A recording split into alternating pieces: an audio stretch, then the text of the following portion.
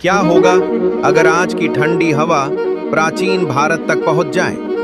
जैसे ही ये अजीब मशीन चालू होगी, पूरा महल डर से पीछे हट जाएगा। जैसे ही ठंडी हवा निकलेगी, लोग इसे जादू समझने लगेंगे। राजा इस मशीन को देवताओं का वरदान मान सकते हैं। रेगिस्तान जैसी गर्मी में पहली बार लोग बर्फ जैसी हवा महसूस करेंगे, लेकिन कुछ लोग डर जाएंगे क्योंकि बिना आग के ठंडी हवा उस समय नामुमकिन थी।